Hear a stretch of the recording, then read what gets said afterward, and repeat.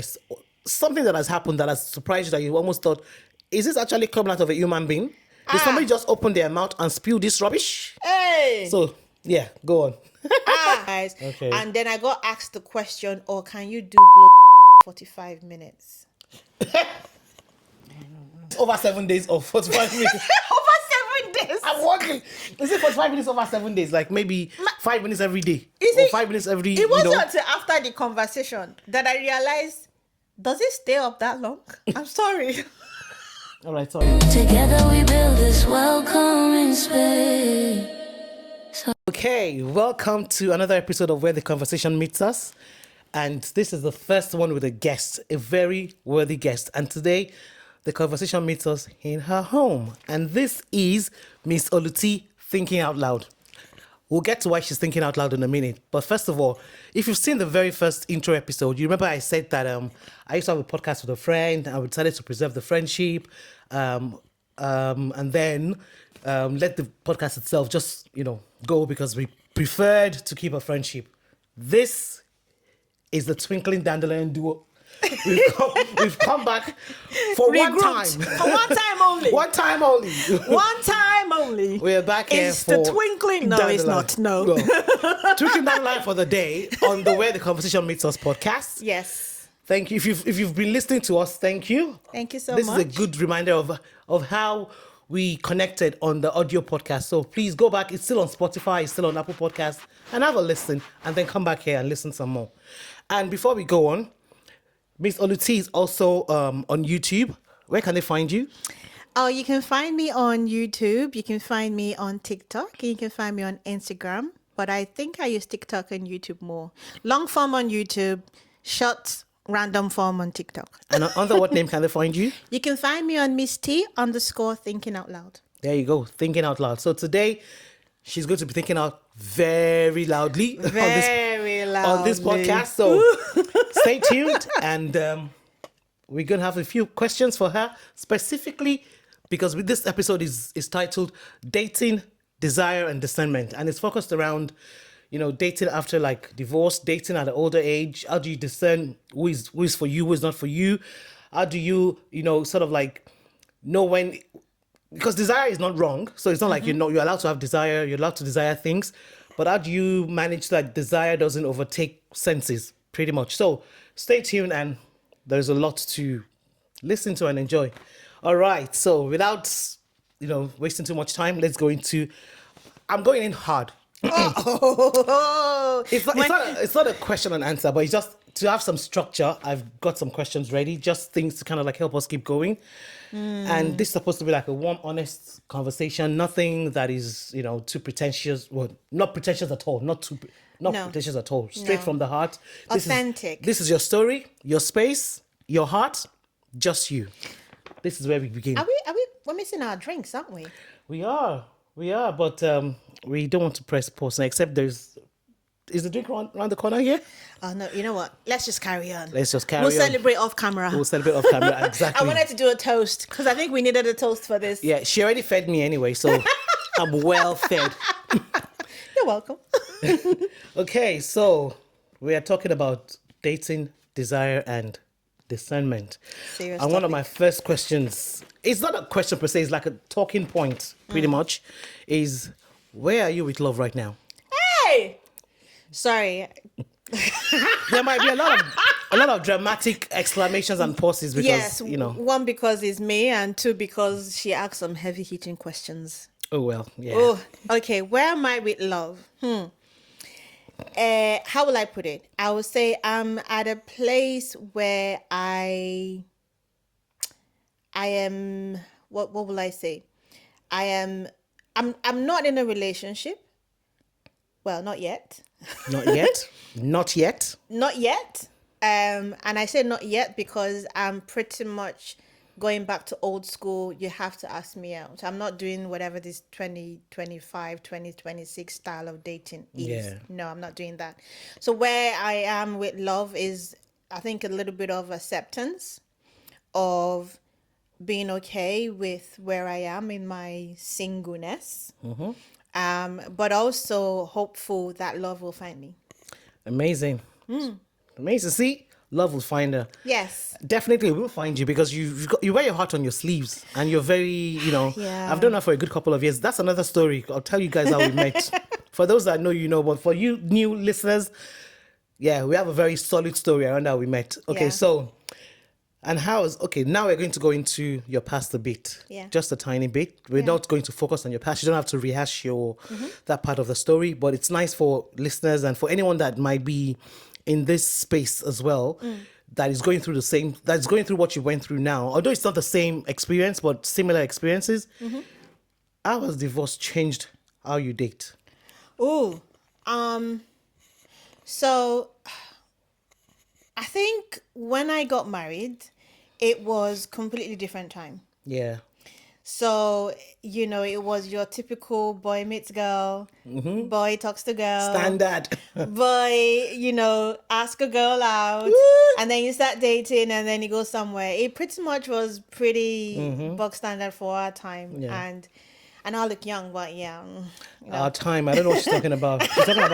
She's talking about our time, not my time. Oh, okay. Anyway, I'm being honest I'm and a young authentic star. here. But what I have noticed in dating post-divorce was things had changed. Yes. It was I felt like I had no idea where to start, where to go. As someone said it's like being thrown into the lion's den. And it's basically a meat market. I mean, it sounds crass, but that's exactly what sort of dating after divorce has felt like. It's felt like people just, there's nothing, like there's no, I was going to say no decorum about it. It really does feel like you go into a marketplace and there's noise and you can't even hear. You are just like trying to find the good diamond in the rough, if you like. Yeah. But it's definitely not easy. It's different, way different. People's expectations and ideas have also changed.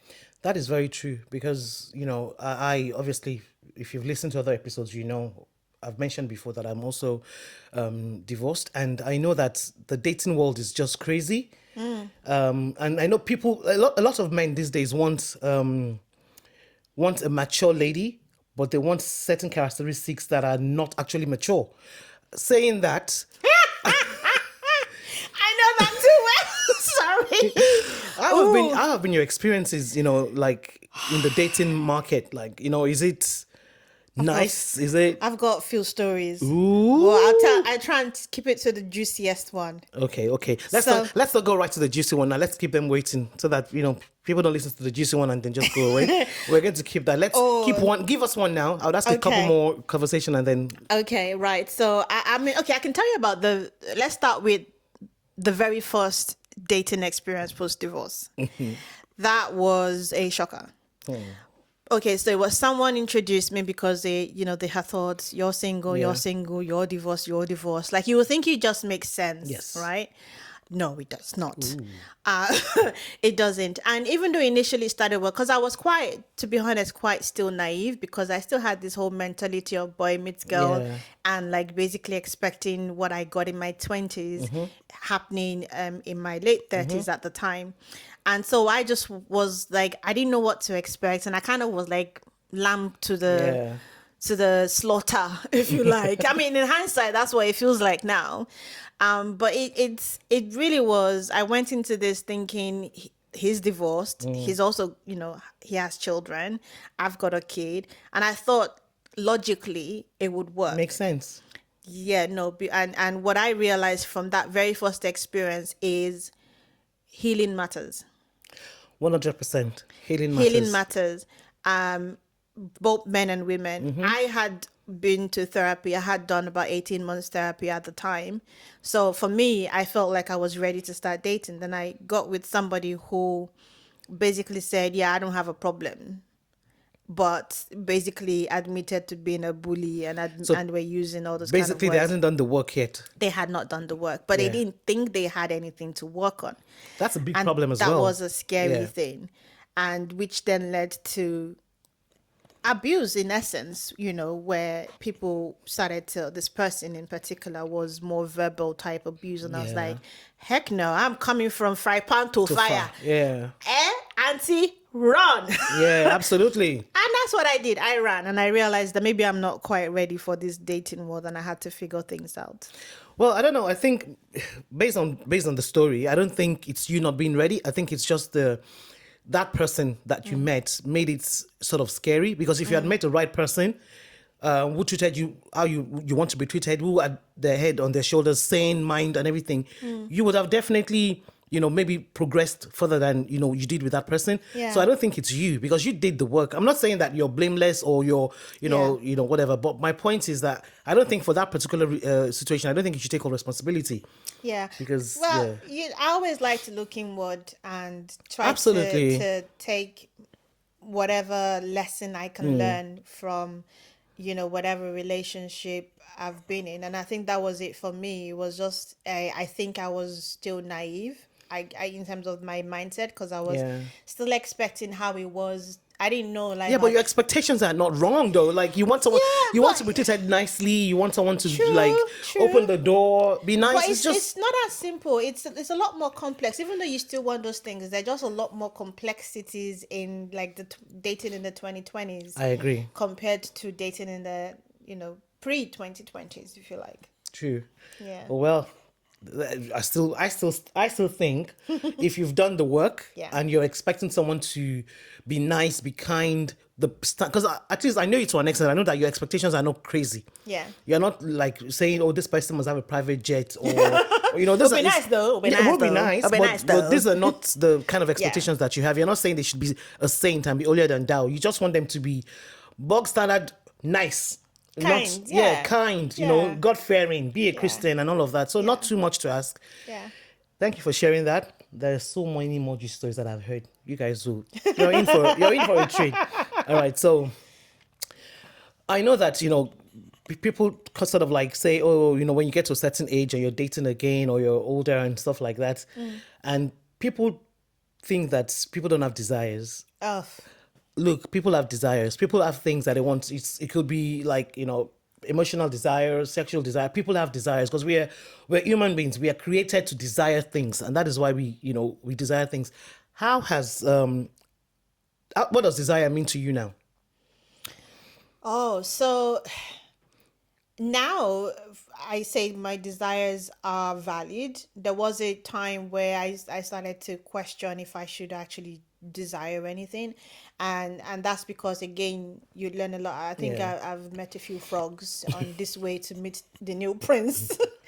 Is people think that when you're in your 40s, when you've got a kid, when you're divorced, you shouldn't have desires. They feel like you should just settle for whatever you can get. And it's sad that culturally and just generally, you have a lot of people with this mindset. And it tends to affect the women. Nice. It tends to affect us women the most. We are the ones who get the end of the stick, where people are saying you shouldn't, have high expectations. I mean, it was bad that I had family members who were worried that me having a home was going to be a deterrent, because maybe they would think I'm too accomplished. I'm not too. Please. So you mean, I just wanted to give my child something. so when you say you having a home, as in being a homeowner, Yeah. okay? Well, I can understand we're Nigerians. I can understand the Nigerian culture being quite funny with what a woman has in comparison to men. They don't mind if a man has stuff, but if a woman has things, then it's almost like no one is going to no one is going to want to look at you because they think you're too independent. Yeah, and that's not the case. No, be independent. Sadly. I mean, in my eyes, if you see someone who's actually done something of that level on their own, that should give you some comfort, right? That's what I would expect. That's a logical approach. It should give you some comfort that at least this person is not just sitting and waiting, and they're, doing something for themselves, whether it's investing, whether it's just trying to make sure that they're okay. And also, I think in that kind of case, when someone has done something for themselves, I think it's really important for the man to see you as a potential helpmate. It means this absolutely. person can help you. Yeah. God forbid if anything ever happens, you know that you have a strong, hardworking woman who can support and stand by you. So I don't know why there's such a big hoo-ha about women having stuff. It's you the know. culture, and you said it when you said Nigerians. I'm sure that it happens a lot across even Africa, because our cultures are quite similar. It's this whole thing, and it would be nice if we don't have a man versus women situation. It shouldn't be like that. We should have more partnerships, right? But the reality is, we've come from cultures where the woman is always seen as lesser. People have taken helpmate to mean lesser, and that's not what the helpmate mean. A helpmate is quite a strong person. A helpmate is there to help you and the family and whatever you're doing as a unit. And it can be, it's not just a this person is beneath me situation. Yeah. A helpmate can, it's so varied, and you need someone that has wisdom, that has experience to help with that. It would just be really great if people just understood what helpmate really But do you meant. not think it's changing now? Well, maybe not fully changed, but it's changing. It's getting better. People are being more accommodating of women who have achieved stuff. No, you don't think so? I think Because you see a lot more women doing stuff for themselves, and it's being more acceptable. It's being, people are accepting it more. But I don't know if spouses, men are accepting it, but it's been more acceptable, like in the. I won't say it's becoming the norm to see. Okay, it's becoming the norm. It's Okay. becoming the norm to see women doing stuff for themselves, but sadly, it still gets then brushed under feminism and all these other taglines. Yeah. Instead of just a woman just trying to leave, because that's ultimately what we're all trying to do, right? We just want to leave to the best of our ability, because this life, we don't know how long we have. Yes. And it's not everybody that it's a power hustle thing, or they're trying to be the man. No, it's just they just want to have those experiences, and they don't want to have to wait. And I don't think that's a bad thing. But I think when it then comes to now being in a relationship, then the conversation changes. Yeah. But sadly, what you also see in this scenario, where you then have maybe women who are a bit more accomplished, or they've been able to do something, not necessarily buy a home, but maybe they could just be topping their career, for instance. What you're seeing is you have the relationships are becoming more transactional. True. So everyone's just basically just trying to go in for what they can get. So now you're having a lot of men actually go, well, what does she have for me?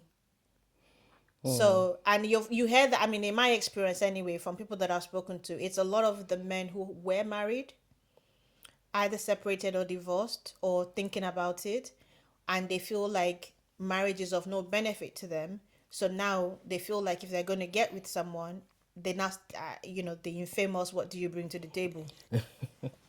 And the infamous 50-50. What do you bring to the table? I bring myself. You are the table. I know, I'm the table, the chair. Yeah, exactly. The table, the chair, the building, the entire house. Oh my goodness, I wish I had one. Yeah. In fact, it's crazy. I mean, we're laughing about it, but it is quite serious. It shouldn't be that difficult. Yeah. It shouldn't be. It shouldn't be. But unfortunately, the life or the world that we live in now, everything's transactional. I was telling someone, no, I think I put it on my WhatsApp status actually, and it was a realization after seeing a few clips on Instagram and thinking about, I was going to say transactions, but no, conversations I've had, is men think if I have money, Yeah. I can sort you out. And the women think if you have money, I'll just give you sex. Like, there's no depth to relationships nowadays. Yeah. And when they see you asking for depth, they're at a loss, because you're not asking for money. And this is where someone, And that's maybe all they like can me- give. Exactly. So someone like me, I mean, it's nice if you can buy me something, but I'm looking beyond that. Yeah. And I'm finding that a lot of men have nothing to offer beyond they have money. True. And a lot of women, sadly, have nothing to offer apart from using their bodies. That is such a shame, to be It's fair. a big shame. Because It's a big shame. I'm a big believer in women doing something for themselves and not relying on men. And I think with the way the society is going, if it's one of those things where justification has been given to women who can bag a rich man.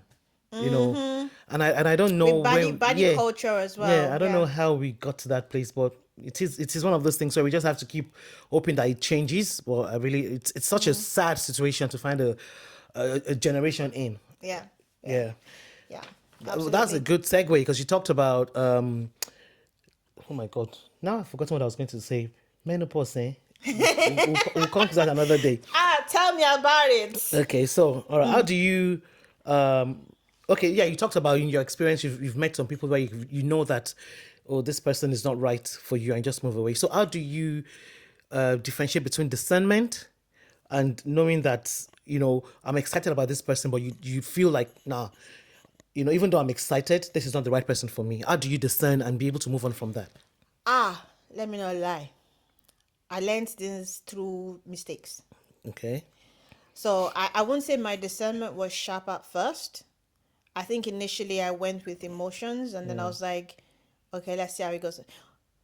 And I think that was partly because my friends were saying, or some of my friends were saying, maybe you're being too picky. And that's usually a problem as well. Yeah, People telling you you're picky. Yeah, and I think, and now I know it was basically just a misinterpretation of the fact that I had desire. And so they interpreted my desires as I was being picky. Which is what we hear from the female side. Yeah. The male side tell you that you're being too, but most of what happens in some girlfriend spaces is they think you're being too picky. So I then said, so keep an open mind. So in my keep an open mind situation, there were too many conversations or talking stages that I probably shouldn't have had, because you get the initial talking and you start to feel, okay, maybe it's a possibility, and you don't allow yourself the actual discernment to happen. And I think I experienced that a few times. And there's been times where there was discernment, but I didn't pay attention to it because I wasn't desperate, but I just really wanted to be in a relationship because it was nice to have somebody message me in the morning and check up on me and all of that. And I didn't feel so like alone. And so I didn't discern what I should have early enough. Okay. And by discernment is really wisdom, right? It's really knowing or listening. Like, okay, I heard, like, I give an example, for instance, someone told me in talking stage, we were having good banter, it didn't sound crazy, nothing too over the top. And the next thing, the guy was asking what I did professionally. And I was like, oh yeah, I work in so and so, blah, blah, blah. And the next thing, the guy's like, oh, I like women that are above me. My brother even said, I always go for women that are above me. And the moment the guy said that, I was like, huh? Like, number one, I didn't consider myself as there. Yeah. So that first threw me, like someone sees me as above? like above. Yeah. But then it was the fact that the guy then went on to say, I always like going. And I'm like, that tells me there's some kind of motive. Yeah. If you're always going, yeah, and you're to your own family member noticing that you're always going for women that are above you, that tells me something, a completely different story. Yeah. That's like a red flag. But I didn't like block this person immediately. That's the thing. Because I kept thinking maybe it was a slip of the tongue. And this is where I think I had some talking stages that shouldn't have gone beyond one or two conversations. But in the nice feeling of someone's chatting with you, I allowed it to go on. But then I let Leslie out. I think that nice feeling of having someone talking to you, you're not alone in that. Because as human beings, we are created to have emotions. We are created to have desires and wants. So sometimes you might in fact knowingly accommodate something because of what you get out of it in the form of maybe companionship or just that attention. And I think it's not just you, it's a general thing that people do. Because you just feel like, you know what, at least somebody's calling me in the morning asking how I'm feeling. At least somebody's checking on me asking if I'm okay, things like that. So because of that, you accommodate and stay in situations that you should have been out of long ago just because of that feeling. So you're not alone in that, please. It's one of those things. I think as women, we need to give ourselves, a bit of grace, especially when you're mature, you've had experiences, because our experiences also shape us. True. Our experiences shape us. They form like how we behave now and everything like that. And so it depends on the experience that you've had that determines how you're going to act next time. Yeah. So if it's a bad experience, you learn lessons. And sometimes because you've learned lessons from your bad experiences, you tend to be overly guarded. Yeah. It's trying to find the balance is hard.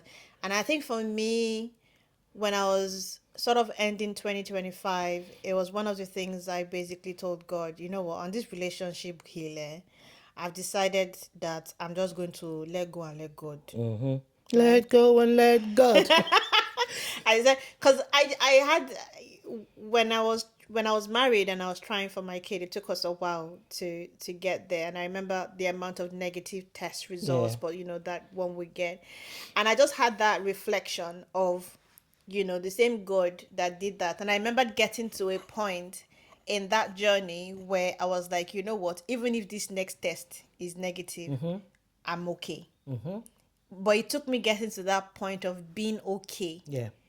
And I had that flash in my sort of gratitude. I was just, God put that in my mind, I guess, for some reason, because I was really like, what this relationship situation? Like, I really want to be in a relationship, but I don't want to just be in Not any any random. kind of, any just random. And I got to the point before the end of the year where I was like, you know what? I'm okay.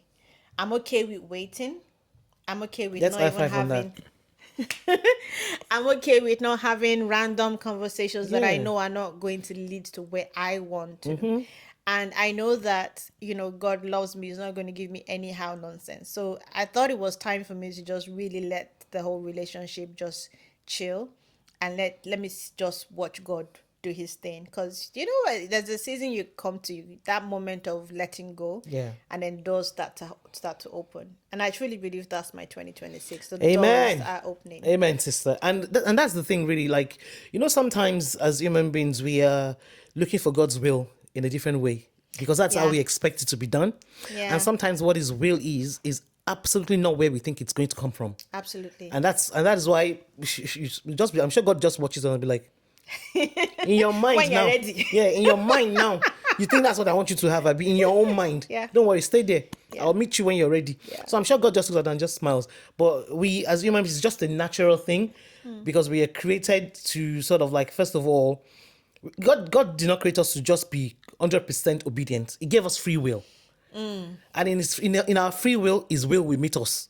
But we just always, It's the humanness. It's the humanness. Yeah, we at the end of the day, we're like the sheep.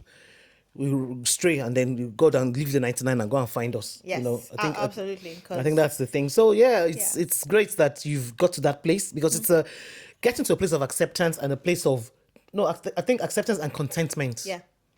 It's 100% because when you're content, you would just carry on living life, and in your living, God will just meet you. Yeah.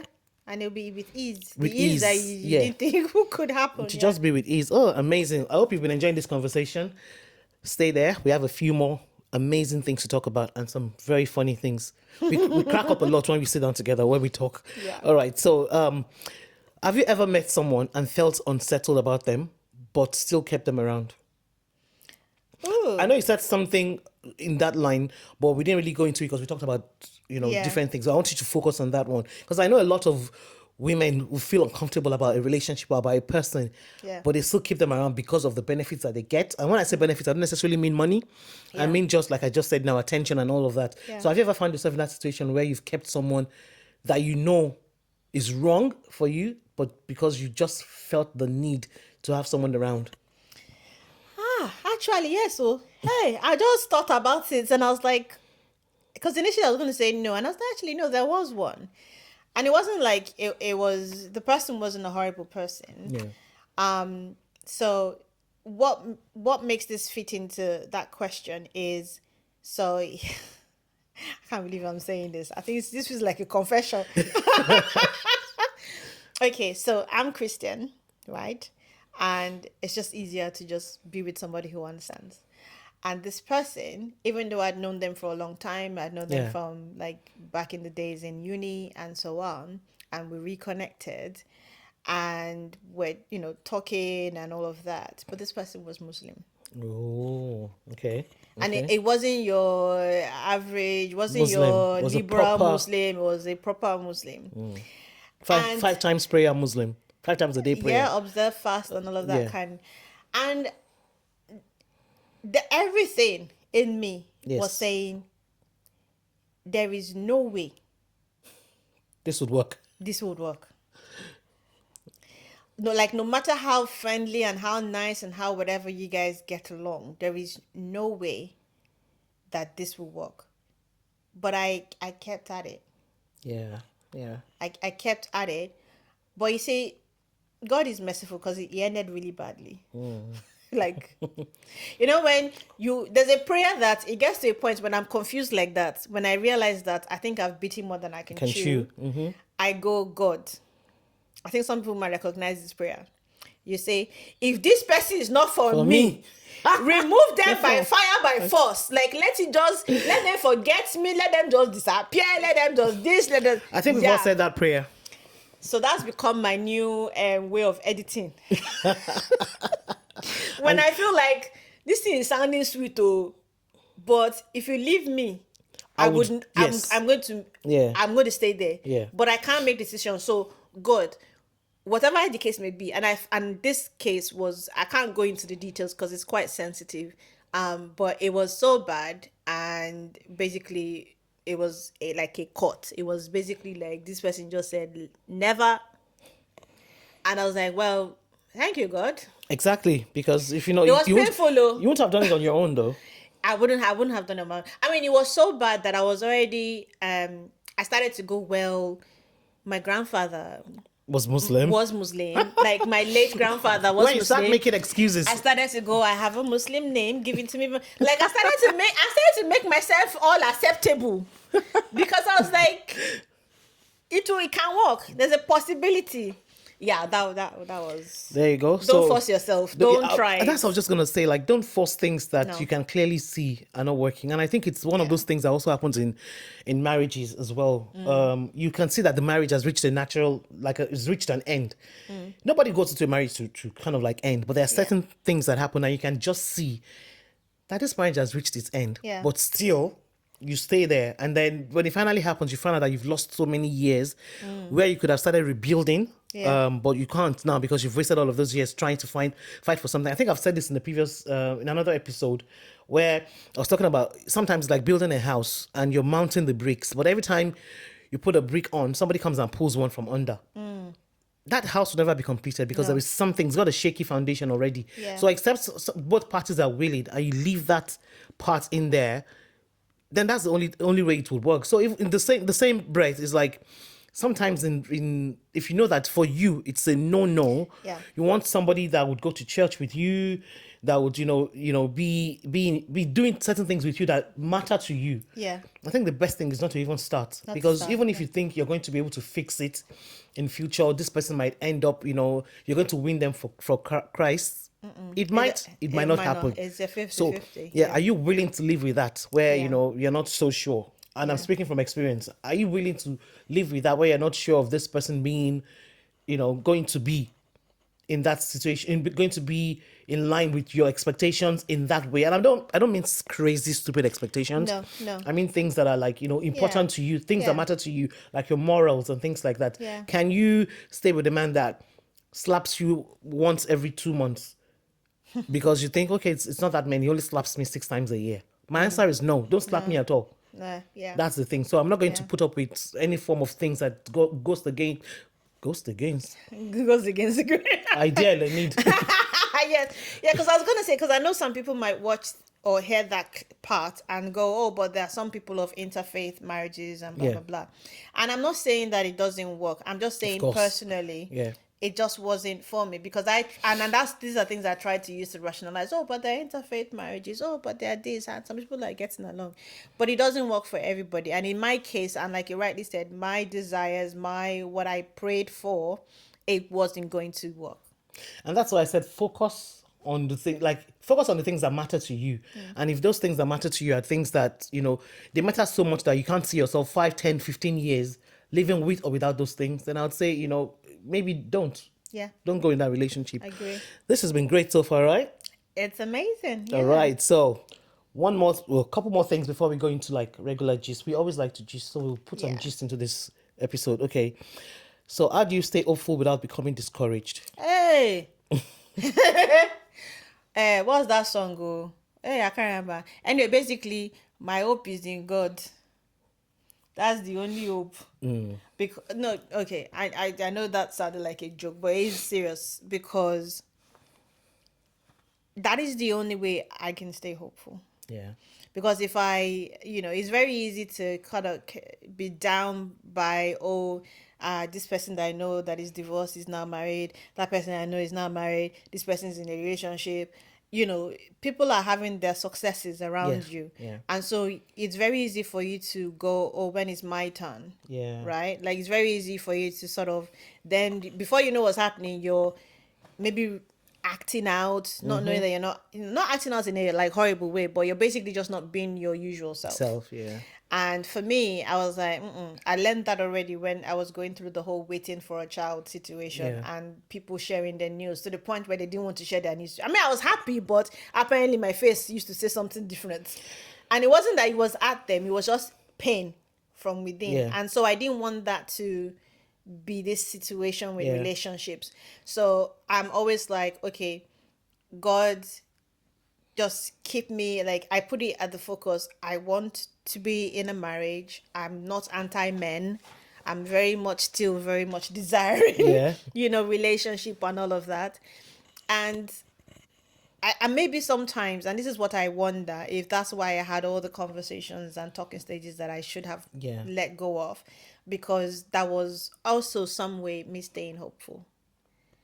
And I'm okay with admitting where I've maybe used these talking stages unknowingly for just to fill a void in myself, knowing that it can't lead anywhere, but it's nice having somebody, even though this is not the one I want, or we don't share similar values, or that I start to settle knowing fully well I don't like what this person is doing or saying, but I'm like, you start to, So basically, God. One and only. Amazing. Final question, or should I say something to discuss, is what does healthy... Hey, God, English, don't do me like this. What does healthy love look like to you now?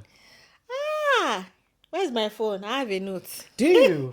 No, but I'm not going to share that. I don't want to give expo. Don't give them the ideas. I don't want to give expo out there, but healthy love to me, one is someone who's, I don't know, I'm smiling. I feel like You should smile.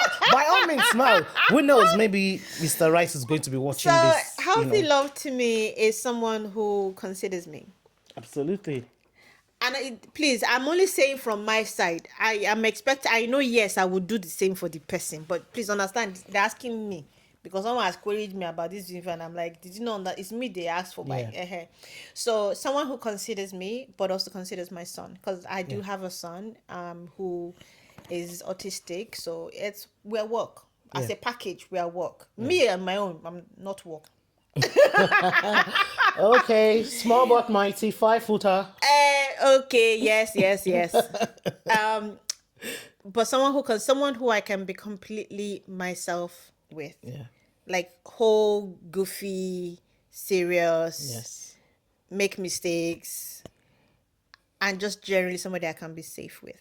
Like someone that I'm safe enough with my weakest points, because I don't have, we're all work in progress, right? Absolutely. We all have our highs and lows. We have our pros and cons, strengths and weaknesses, the Oshibang. But someone who sees my weakness and doesn't run away or doesn't use it against me. So the consideration, the kindness, like that's what love looks like to me.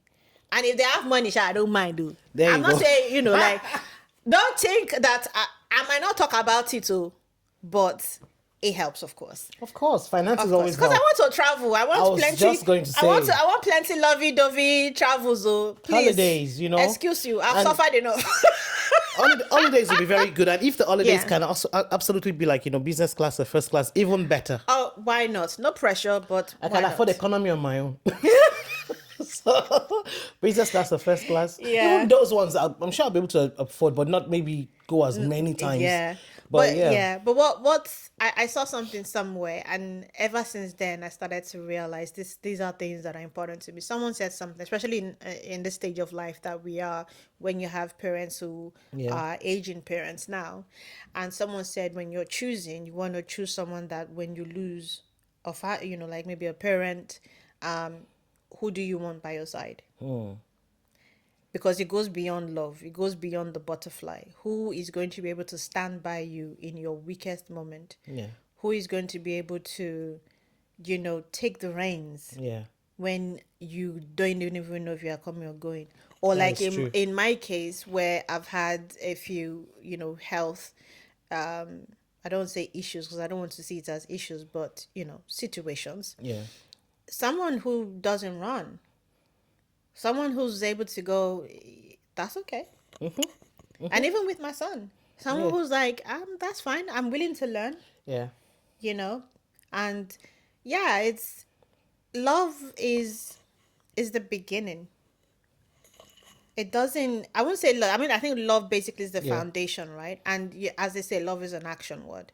So basically all of these things flow out of love. Yeah. The consideration, the kindness, the being able to provide a safety place, all of that comes from, I believe, the foundations of love and just doing. I think what I've picked out of everything you've said about what love looks like for you now is safety. Safety, yeah. I think the key word here for you is safety. You just want Yeah. to be able to feel safe physically, emotionally, financially will be helpful. Yeah. But spiritually, you want a covering. I do. And all of that. So I think for you, key word is safety. Yeah.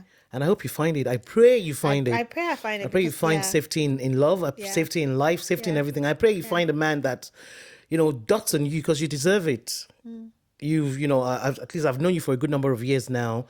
At least I knew her before she turned 40. I think that counts for something.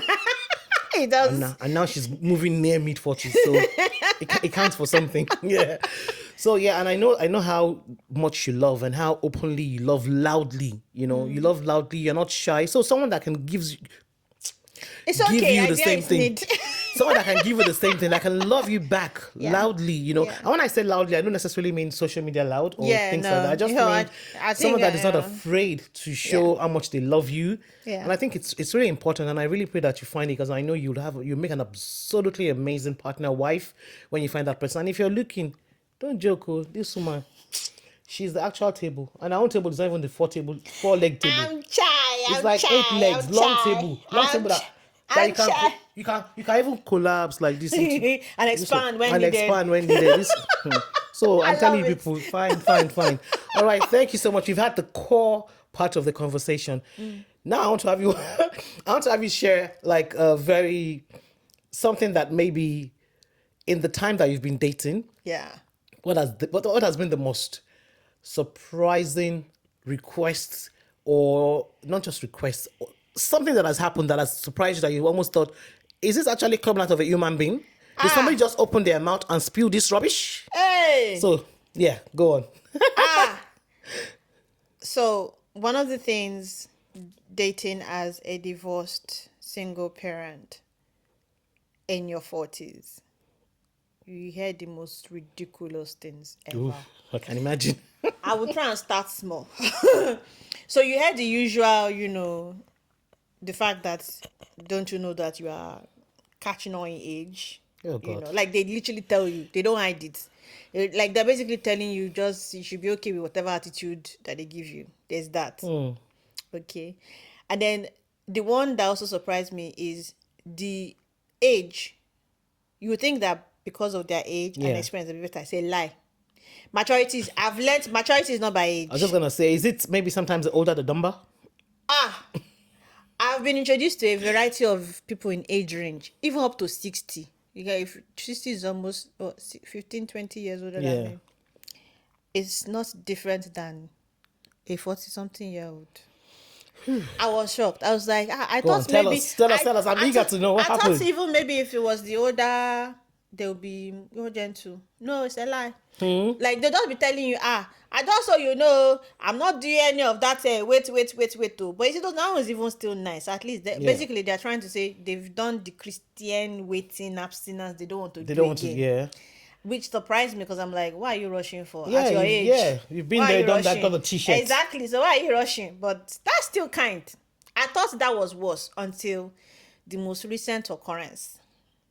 So normal, they tell you that, they tell you about what they want, they just, they talk about the fact that they seem to talk to mostly younger girls. Okay. And it's the fact that they even share it When they too. start like that, you know that there's something they want There's to say that trouble. doesn't make sense. And they'll be like, this is what they talk to, but they want, someone who has a more matured mind. And now when I'm like, I'm quite playful. Please don't call me matured in my early 40s. What's that? And I don't look it either. Even though my don't. child will say that it's because I'm small, I think I'm young. But then they also went on to say in their comparison to say why, and they went on to also show me the picture of this body of this 20-something-year-old. Can you imagine comparing using somebody's body who has not born, who has not done anything. Yeah. Okay. So the comparison was plenty. And then they went on to go, they're trying to say basically that 40-year-olds cannot match to 20-year-olds. The only thing that body-wise, sexual satisfaction-wise. Okay. And then I got asked the question, can you do blowjob for 45 minutes? Wait. I'm on video. I need to. There's no need. I need to comport myself. Like this. I'm sure. I mean, so wait. Somebody asked you, can you do BJ for 45 minutes? Because wait, apparently 45 minutes over 7 days or 45 minutes over 7 days. I'm wondering, is it 45 minutes over 7 days? Like maybe 5 minutes every day, Is or it- 5 minutes every. It wasn't until after the conversation that I realized, does it stay up that long? I'm sorry. All right, sorry, kids. I'm like- close your ears here. There's no kids watching this. I'm like, True, not for kids. I didn't realize it stood for 45 minutes. Because how did it do? Because this person was claiming this is their experience, that they've experienced it. And they were not That's the basically saying. problem. So basically they're trying to say that, we're just trying to be with you for these other reasons, as if I don't have sexual desires as well. Okay. And I'm like, you think because I'm in my 40s, I don't got feelings or I don't got it? Yeah, It's that been is a while, crazy. but it doesn't mean that I don't got it. But that is crazy. No, okay. Little do they also know that women in their 40s, actually, Do better. we actually have it a lot. Yeah, the older you get, the better. Apparently. Why do you think cougars exist? I don't know about what they're saying, but apparently. I'm a I'm small just child. asking. Why I'm a do you small think child. cougars exist? I am a small child. Me, I don't know what she's talking about. I said I'm keeping it real. I'm still a Christian, though. Please Yeah, don't fire me. the thing about where the conversation meets us is that no pretense. It's just we're bringing it as real as can be.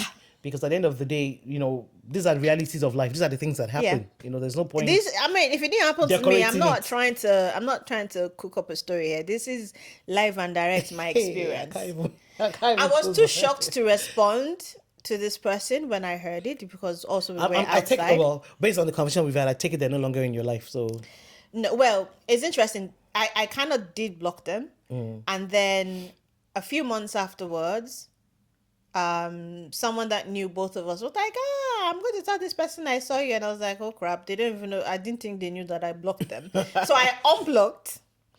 And then this person called me random, and I'm guessing it's because this other person told right? them, yeah. And they were talking like as if, Nothing happened. they didn't quite get That they said anything that wrong. they said anything wrong. That's the point. And I was like, and this was where again the whole, I think loneliness crept in, because then I was like, surely did you not hear all anything the things that they told you already? Before, yeah. But then they continued in their conversation. I thought actually this person maybe has made up for it. But then it now became a case of, they basically no kindness, no safety, no emotional safety. Okay. And it just got to a point. I didn't even bother explaining it. I just said, it's okay. We don't want them. We don't want. Good. I didn't bother blocking, but because I'm like, since they caught me the last time. You're nice. I would just delete the number. How did you know? Yeah. I literally, when I shared this story with a couple of friends over dinner, they literally took my phone. And deleted the number. They did. I don't think they couldn't figure out the name to delete, but they were trying to delete the number so I wouldn't know who the person was anymore. Yeah. Which I think would have been a lot harder because we're also in another group chat like that. With that same person. With that same person. Okay. So I'm like, there's that. It won't I like work. how you're even saying, how you were saying they, because this one is a legion. we are we are many. He said we are many.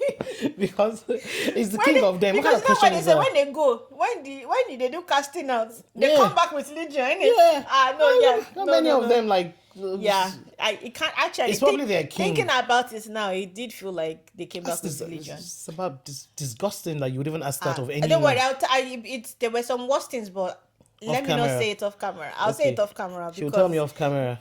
if they happen to watch, they will know it's them I'm talking about. So we'll keep this one. Them. They're giving you side eye from here. What kind of question is that? Yeah, Oh, wow, but amazing. but the beauty of it is, and I say the beauty of it is you learn. Absolutely. And I think for me, that was my rock bottom Yeah. in the relationship scope. And that's when I went, heck, no, I'm not doing any of this anymore. Like, even the talking stage now, I think they're a bit of a problem because Yeah. if you're not coming correct, I ain't listening to you. And I think you talking about learning is a good segue.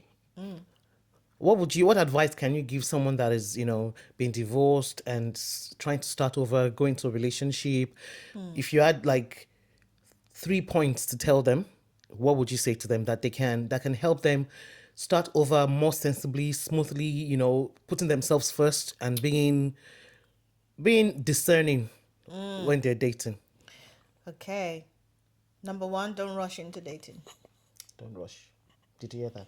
Don't rush. Do not rush into dating. Dating can wait. I understand that we're coming from where we've had someone and then we've had a period of brokenheartedness.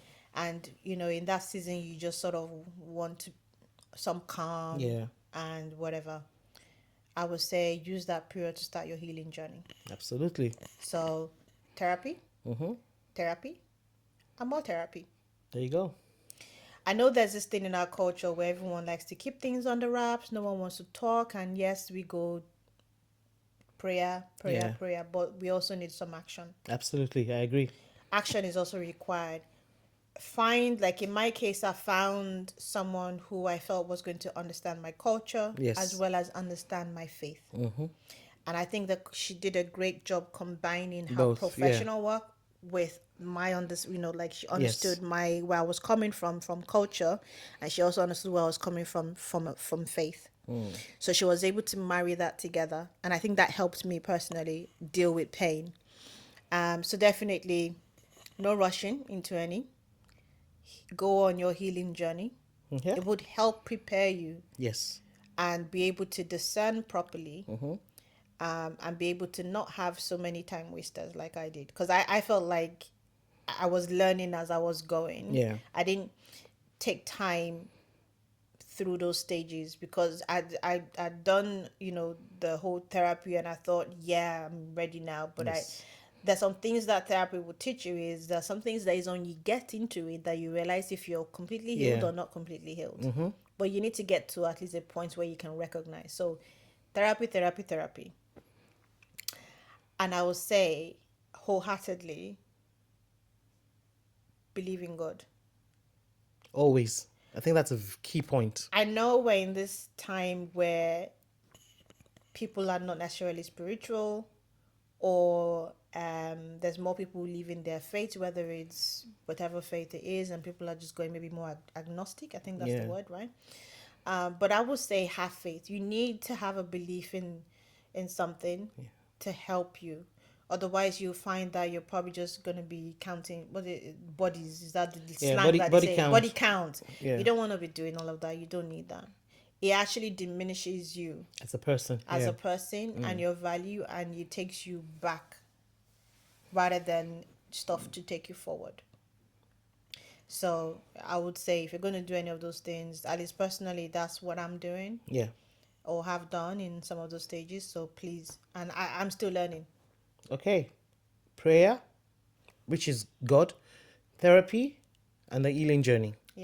So get well first, get whole first, so that you can find someone holy as well, instead of, rushing into something and then finding out that this is not for me. And I think usually when you, like I said, I've experienced this as well. When you get divorced, the next relationship you get into is not always the best. It's not always the next one that will be something. Yeah. You might need to kiss a couple of frogs, but you don't have to, as a learning curve. And when I say kiss a couple of frogs, I don't mean like, getting intimate.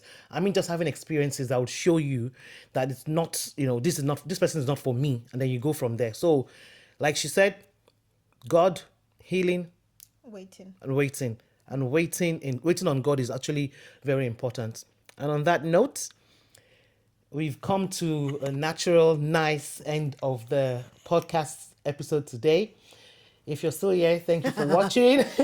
Hope you enjoyed that conversation. And if you did enjoy that conversation, please subscribe, like, share with your family and friends.